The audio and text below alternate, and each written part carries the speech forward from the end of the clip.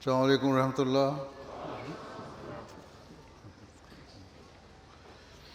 أشهد أن لا إله إلا الله وحده لا شريك له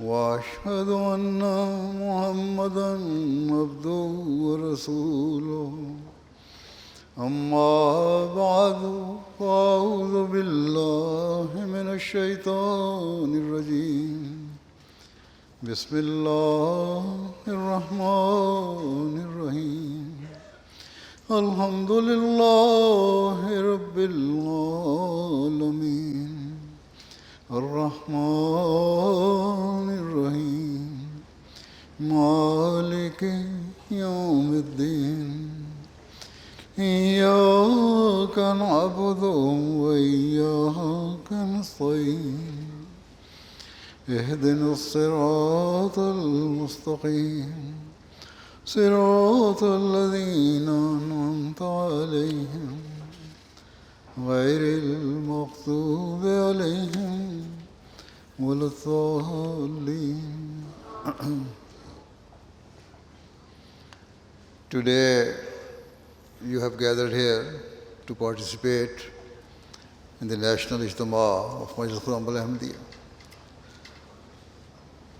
The core objective of all ijtimas held by the auxiliary organizations within our Jamaat is to instill a love of Allah and to elevate the intellectual, moral, and spiritual standards of their members.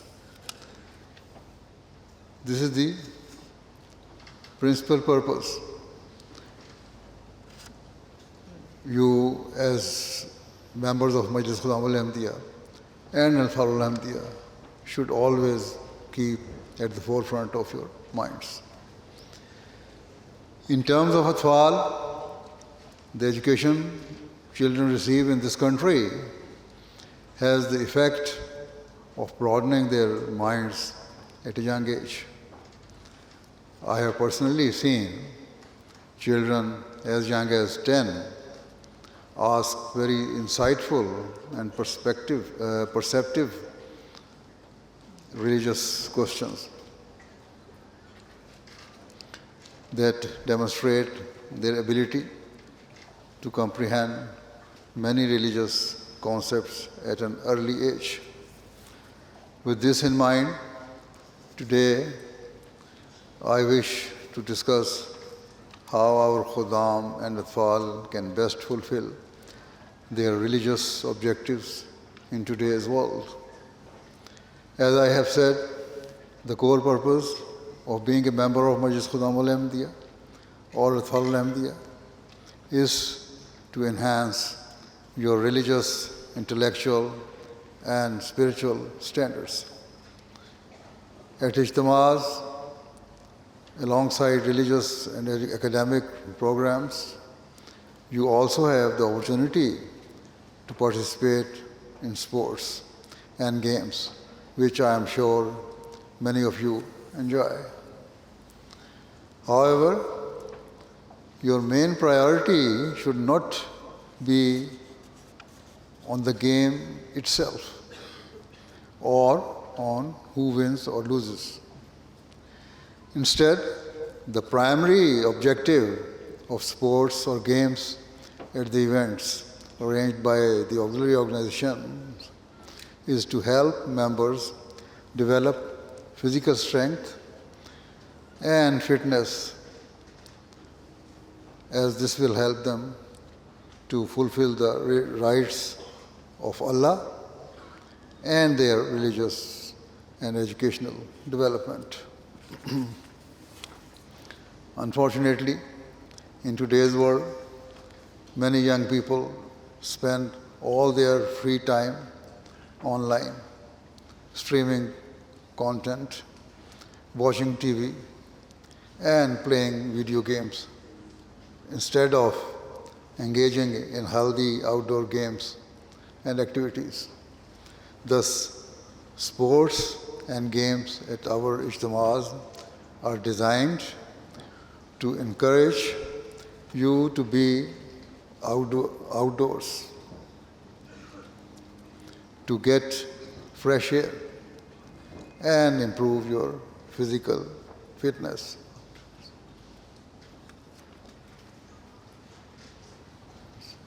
Furthermore, the purpose of getting fit should not be vanity or a desire to assert physical dominance over others. Rather, a fit and healthy person has a greater capacity to fulfill their life's objectives. And as Ahmadis, our primary objective is fulfilling the rights of Allah, the Almighty. Further, sports and outdoor games offer a positive way to relax and refresh one's mind, which in turn helps individuals to study and learn more effectively by enhancing focus and mental aptitude.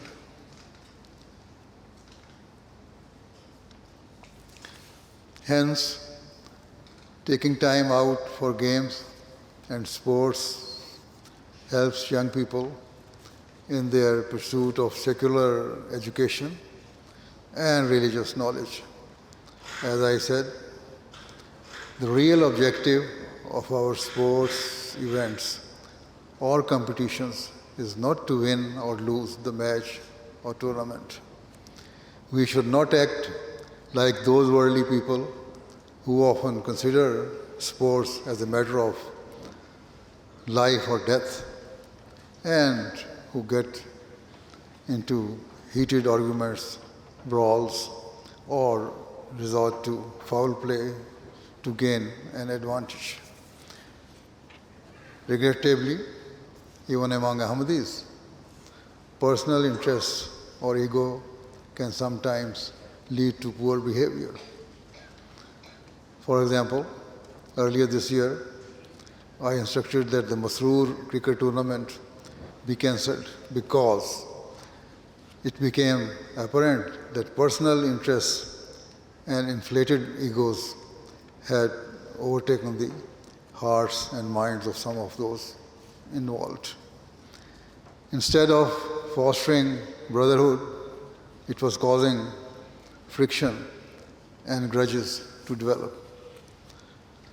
When something leads to bitterness or ill will, it is better to stop it in order to avoid further disputes.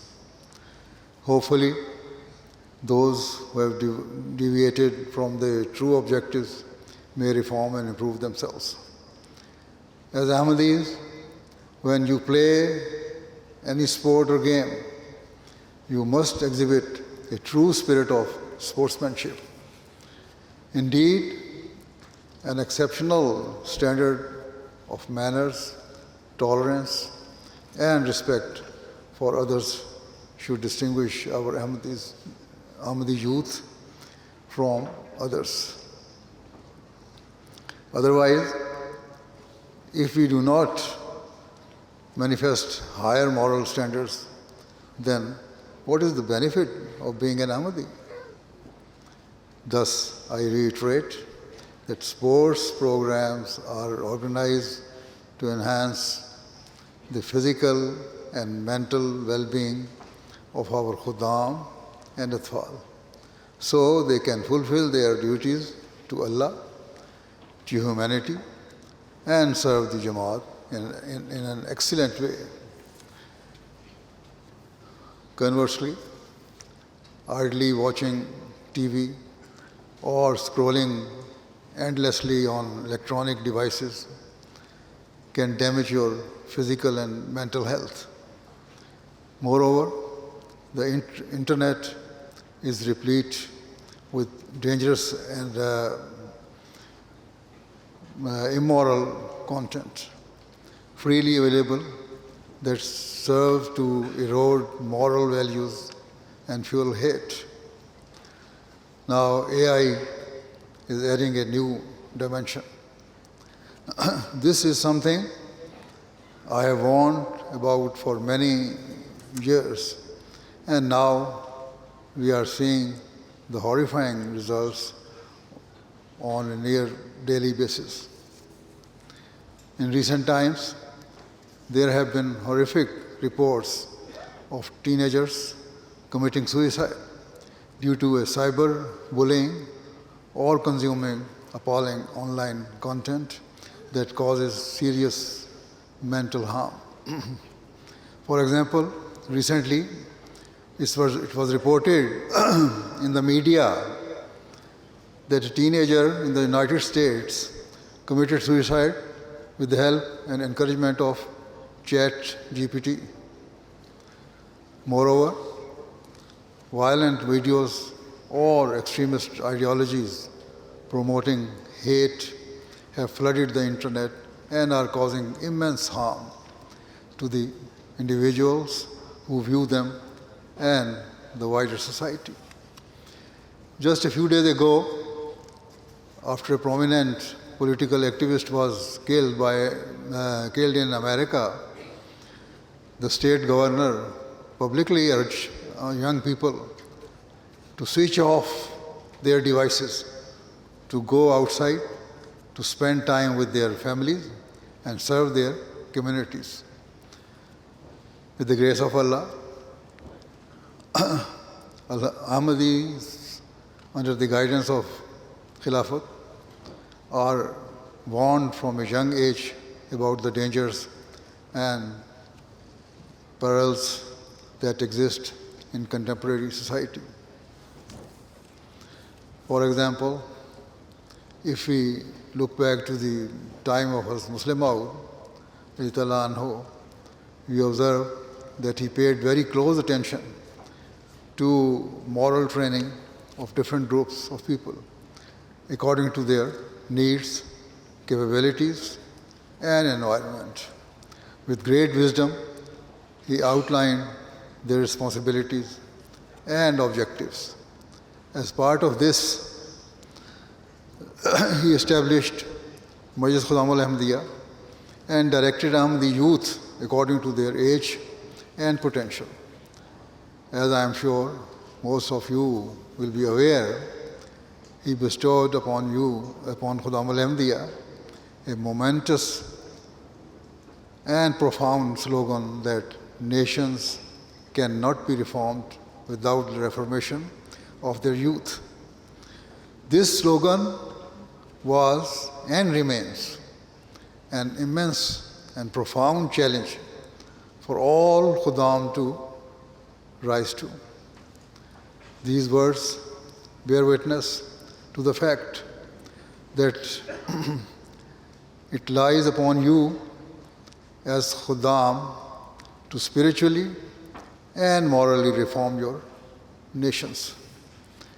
It lies upon you to guide the world towards true peace and prosperity. It lies upon you to strive tirelessly to fulfill the mission of the Prophet Messiah ﷺ until your last breath.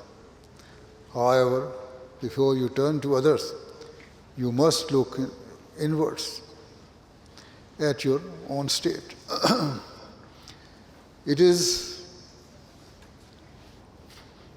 the inner and personal reformation of every Ahmadi youth that shall lay the foundation, brick by brick, for a glorious spiritual, moral, and intellectual revolution in the world.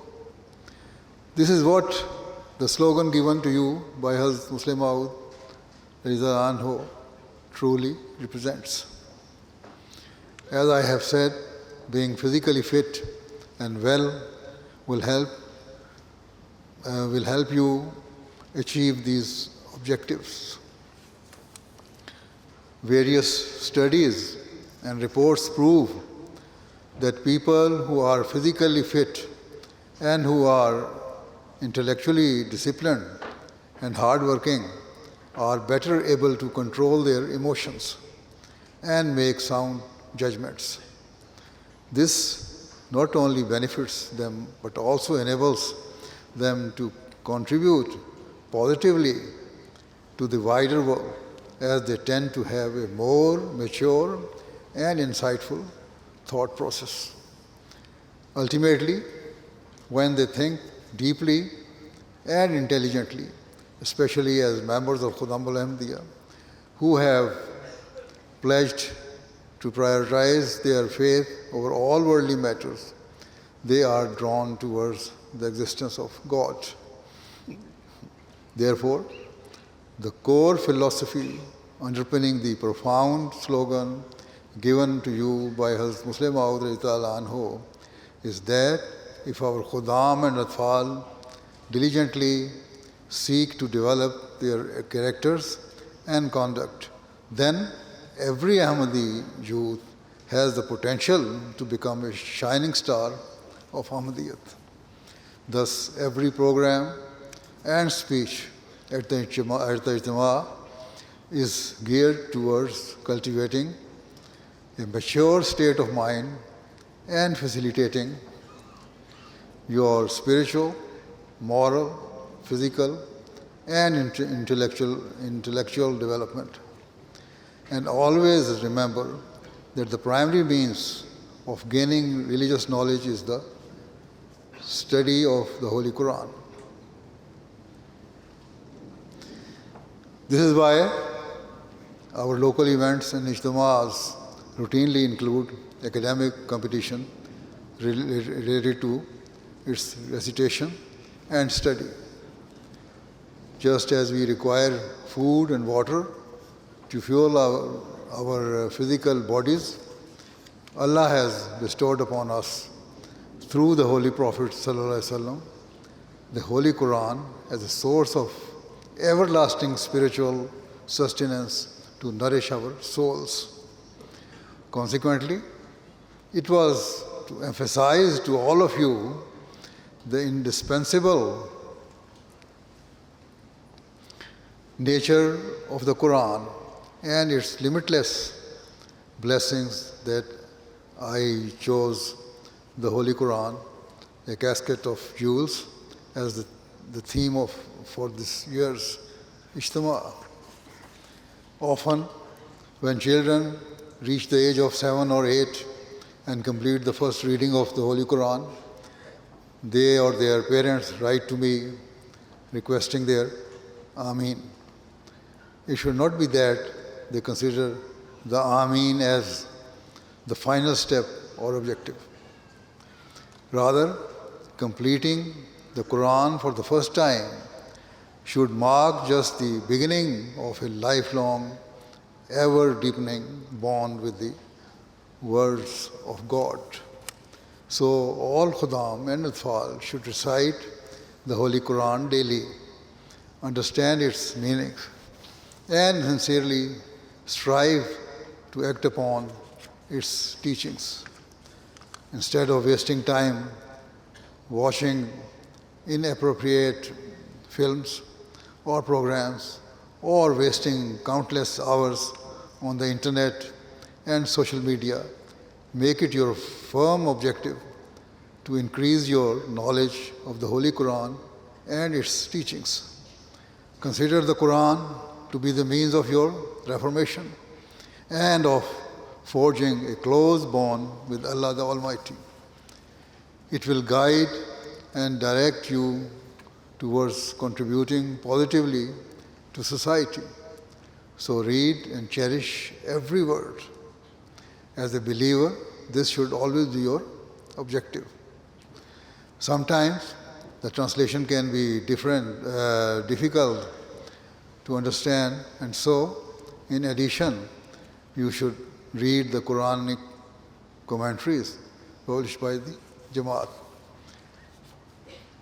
Yours is the prime age to acquire knowledge, as your brains are fertile and able to absorb and retain new information far more easily than when a person becomes older.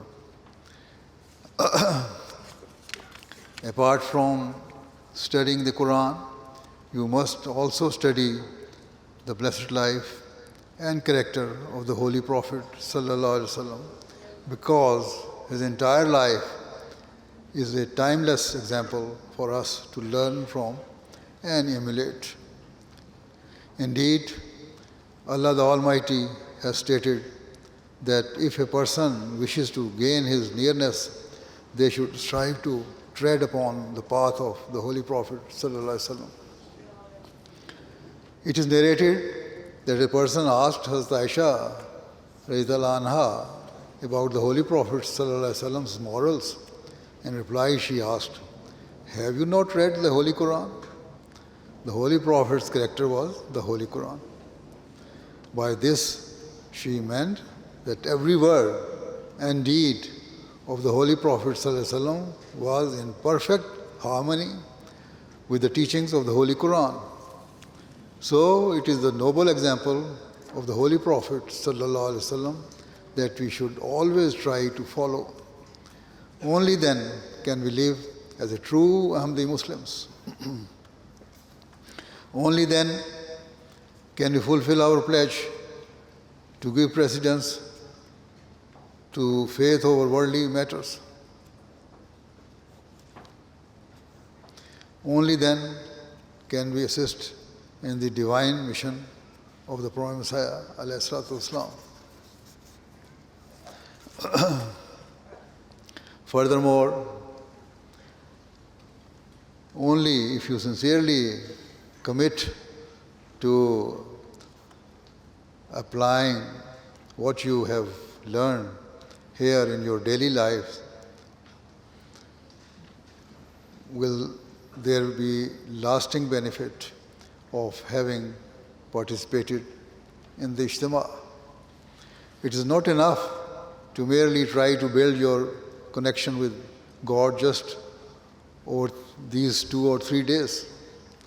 Rather, you must prioritize developing your relationship and bond with God every single day. You should set aside a specific time each day for reciting the Holy Quran and studying it. If you sincerely strive for this, you will inshallah witness a magnificent spiritual and moral transformation in your life. Your hearts and minds will naturally turn towards Allah, and He will protect you from the pitfalls and traps that lie at every corner and turn of modern society. He will save you from the superficial and deceptive attractions of today's world. In terms of worship, once a person asked Hazrat Aisha radhiyallahu anha to describe how the Holy Prophet ﷺ would offer namaz and worship. In reply, Hazrat Aisha radhiyallahu anha said, it was better not to ask about the length, quality, and beauty of his worship. By this, she meant that it was impossible to do justice in words to how the Holy Prophet ﷺ would pray for incredibly long periods with intense fervor and concentration, and how he would remain utterly immersed and engulfed by the love of Allah the Almighty. Of course, we cannot match his unique and supreme standards of worship, but we must constantly try to follow his example, as Allah has proclaimed him the ultimate role model and best example for all mankind. Essentially, the foremost principle the Holy Prophet ﷺ taught and exemplified was that we must remember Allah and fulfill the rights of His worship at all times and in all circumstances.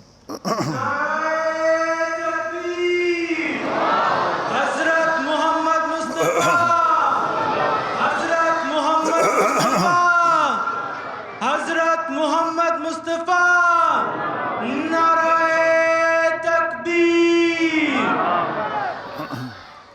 In the Holy Quran, Allah the Almighty testifies to how the Holy Prophet ﷺ was immersed in his remembrance and worship. Thus, Allah Ta'ala says in the Holy Quran, Kul inna salati wa nusuki wa mahayaya wa mamati lillahi rabbil alameen.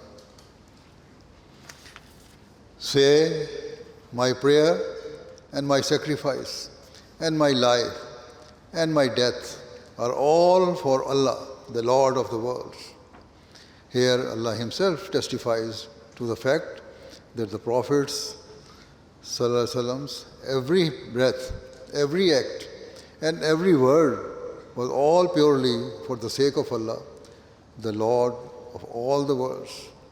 Moreover, Allah the Almighty commanded the Holy Prophet ﷺ to proclaim his complete and utter devotion to Him before the world in order to establish a perfect example for all people and all times.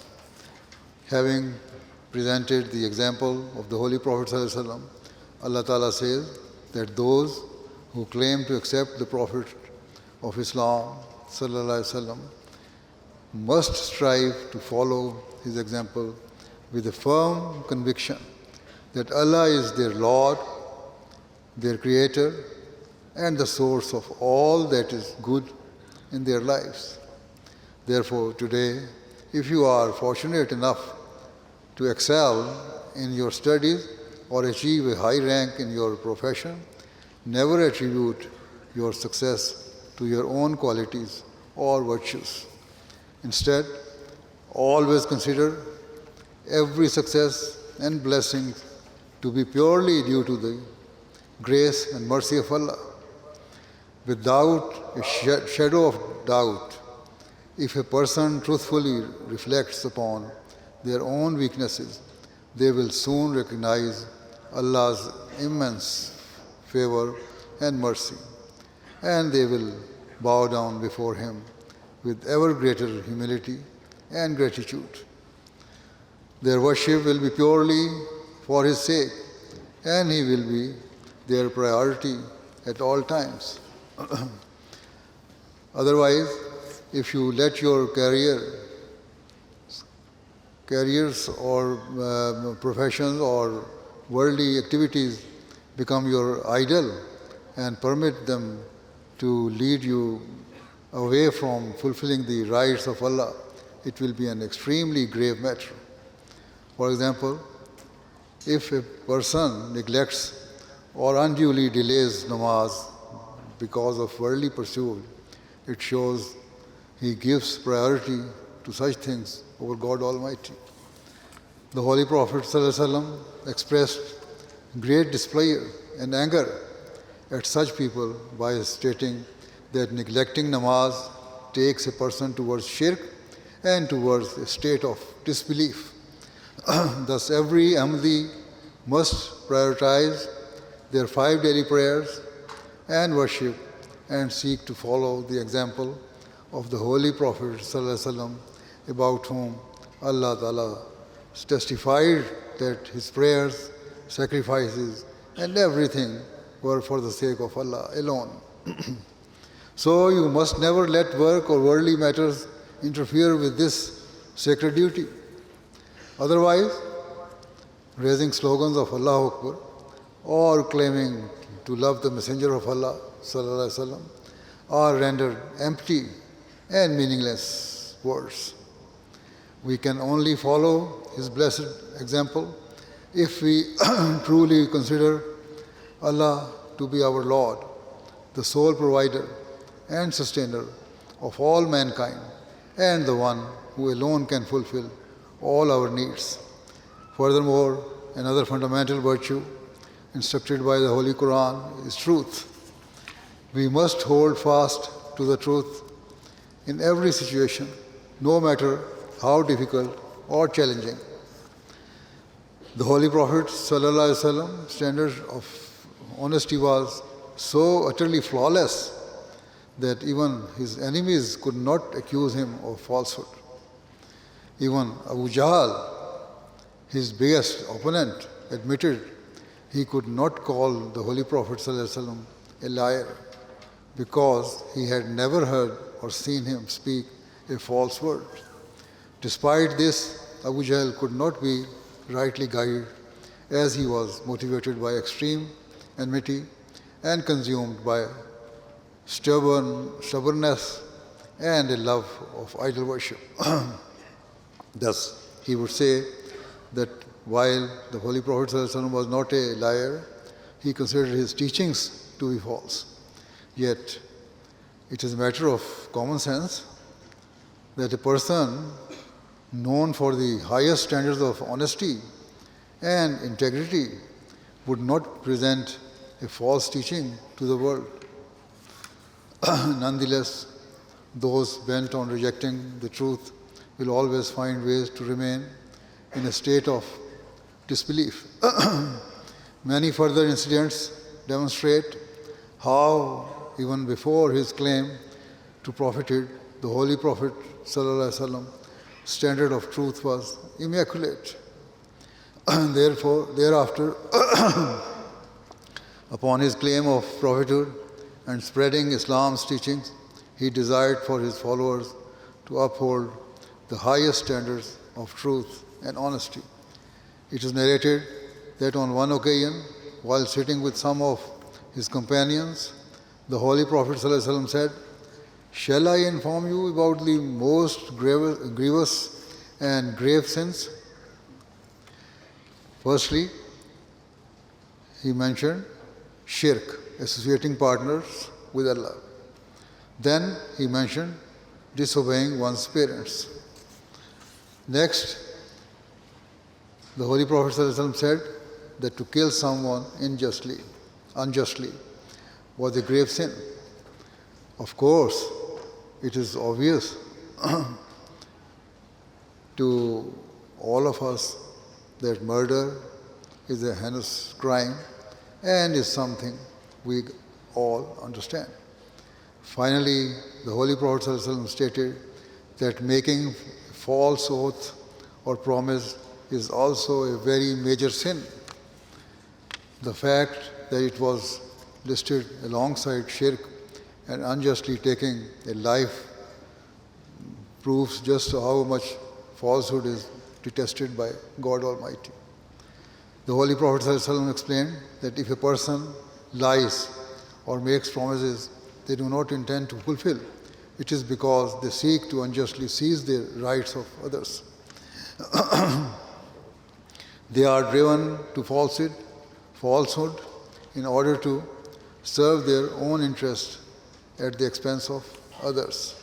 Thus, every Ahmadi, young or old, must ensure that in business, financial, or other dealings, they maintain the highest standards of truth and integrity. The Holy Prophet ﷺ desired to instill the virtue of truth to such an extent that once, when he overheard a woman call her son by promising to give him something, he called her and said that if she had not actually given the child something, it would have counted as a lie. Moreover, she would have taught her son to deceive others. Hence, never engage in any falsehood, even as a joke, and no matter how trivial it may seem.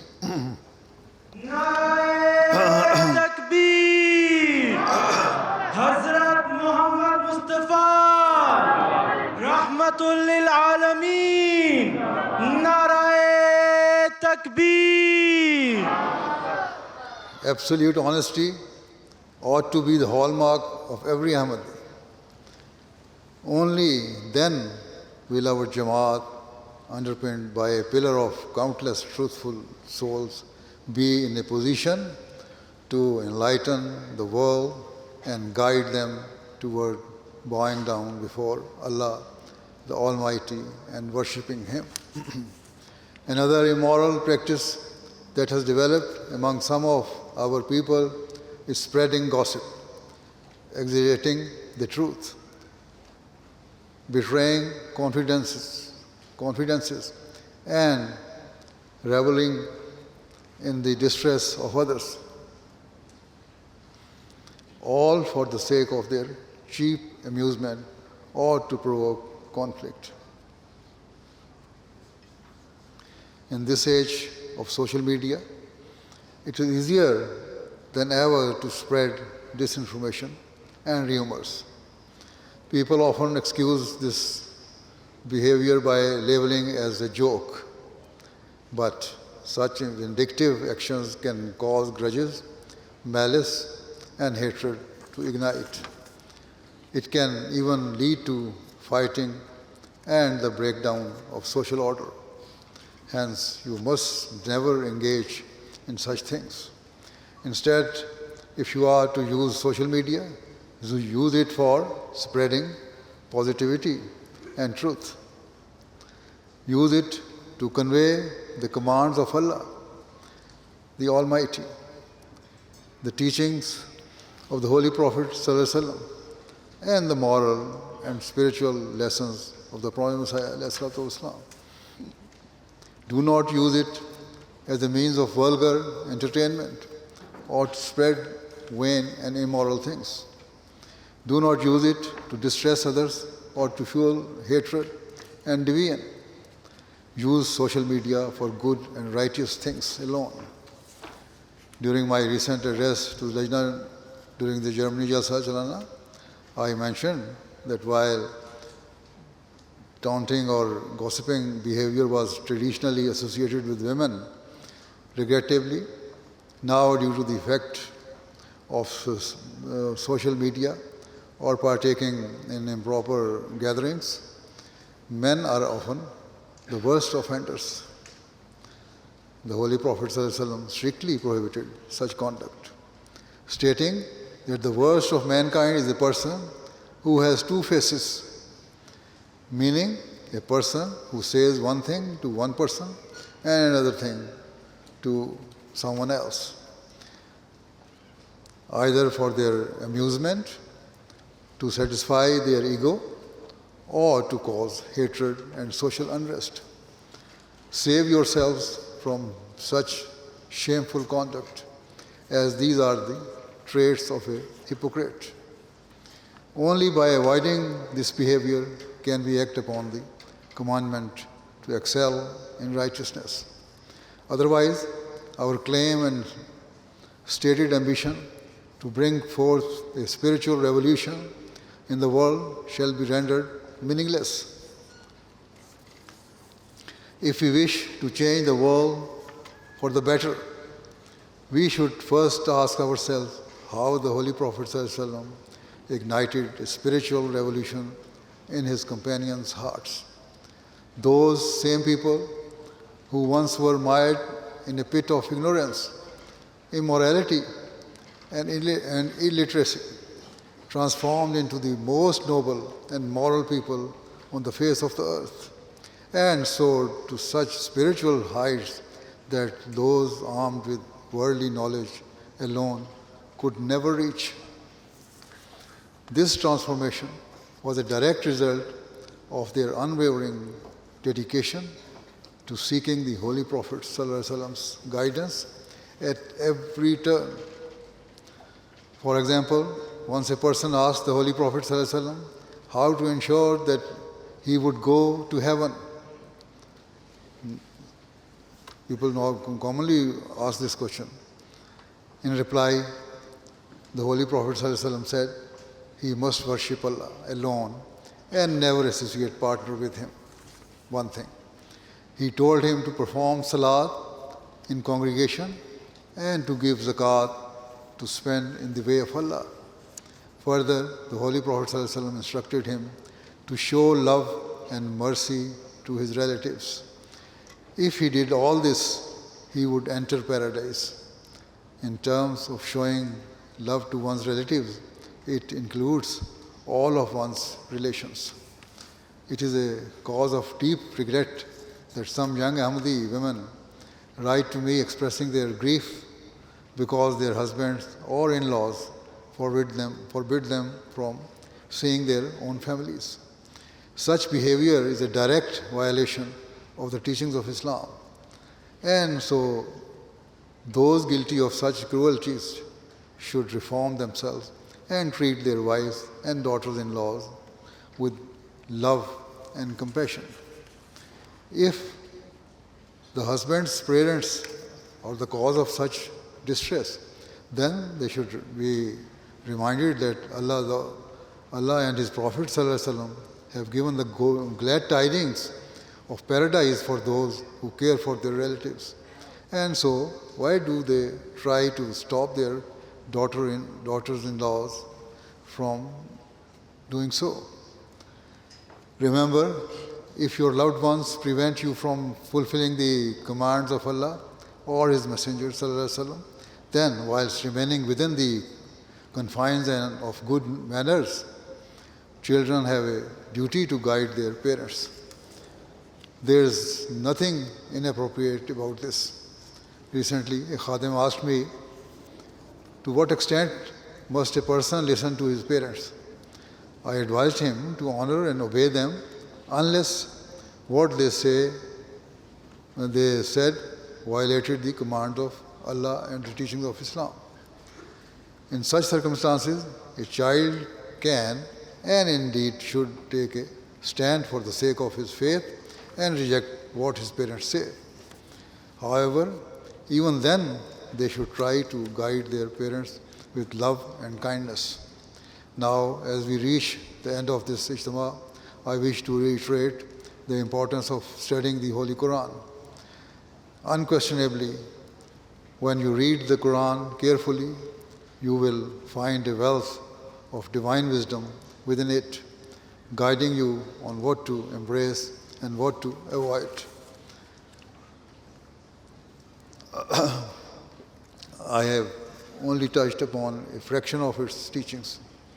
Only if we collectively, as a Jamaat, our youth, children, and elders alike, truly live by its teachings, can we spark a genuine spiritual and moral revolution in the world.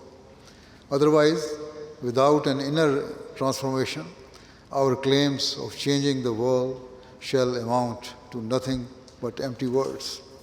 We are incredibly fortunate to be Ahmadis, but we can only fulfill our true purpose, strengthen our bond with the Jamaat, and benefit from these ijtimas if we understand and act on the commands of Allah, the teachings of the Holy Prophet ﷺ, and the Prophet Muhammad. It is our duty and mission to embrace every single teachings of Islam to the best of our ability and to forever seek to walk upon a path of virtue and righteousness. If you, as young Ahmadis, achieve this, you will be those sincere and devoted youth who live up to their religious pledges and stand at the vanguard of reforming others and bringing about a spiritual awakening in the world. Otherwise, merely raising the slogan that nations cannot be reformed without the reformation of their youth is meaningless and fulfills no purpose. Our true objective will only be realized when, alongside raising this slogan, we strive with every fiber of our being to reform ourselves and in turn to reform mankind. So, as you leave today, ask yourselves whether you will be amongst those Khudam and Al-Fal who truly reform themselves and who lead the world towards Allah, towards Allah, the Almighty, and towards peace and truth. With all my heart, I hope and pray that may Allah, the Almighty, grant you the ability to do so. And may you all become true shining stars of Ahmadiyyat. Ameen. Now, join me in silent prayer.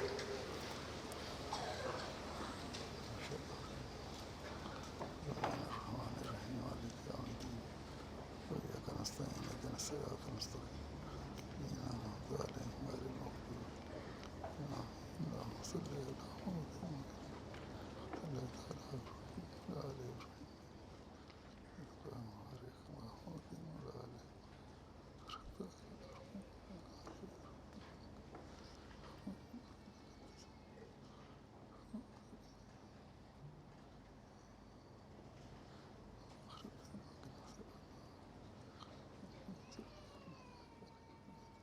آمين